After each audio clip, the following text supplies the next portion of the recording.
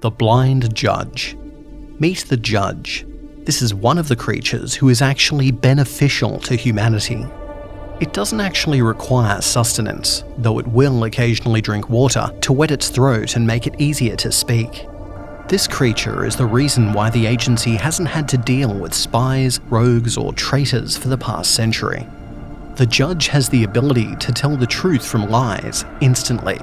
It does this by projecting an energy that actively prevents the brain from telling a lie.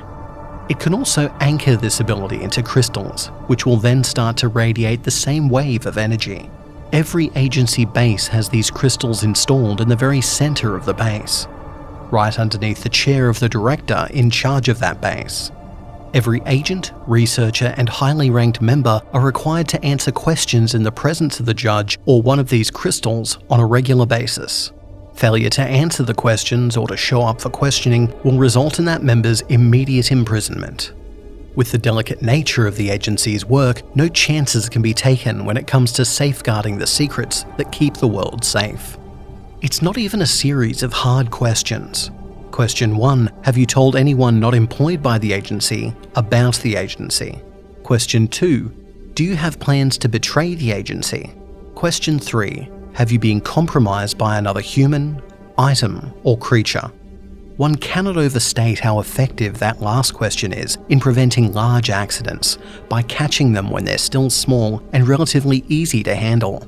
Not answering is worse than telling the truth. If any member answers positively to that question, then the context can be learned afterward. The judge's energy works on both the conscious and unconscious level. Some members may have accidentally slipped the truth to a relative or loved one without even realizing it. In these cases, the person's memories can be wiped, or if that person is skilled, they may be recruited. It lets the agency close leaks. It's the same with answering the affirmative for plans to betray. Betrayal is a very broad term, so context is key. In one case, the agent's betrayal was faking a sick day. Another agent was stealing the director's lunch on a regular basis. Side note, that agent was assigned shit duties for the next few months. Of course, there are also more serious betrayals.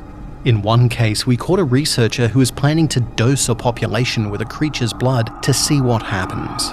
In another, an agent wanted to form a splinter cell of rogue agents and sell creatures and items from the vault on the black market. In both cases, the former members have had their memories of the agency erased. They awoke in the public world, having fallen victim to an apparent coma that took years of their lives. That last question is vital too.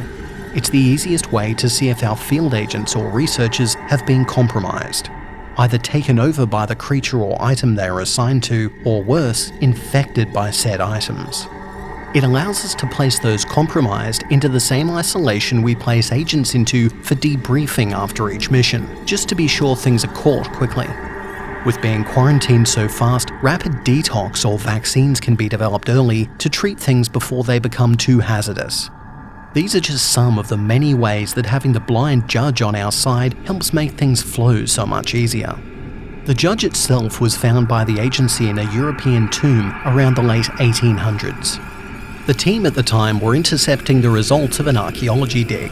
Disguising themselves as bandits, the team took the whole find after hearing rumours that the archaeologist found something extraordinary, a living mummy. So the team took the whole shipment, doing as little damage as possible to the civilians. According to the files, the judge spoke to the agency's head at the time about its ability, that it was able to read their group's intentions after screening the field agents. The blind judge offered its services to keep humanity safe.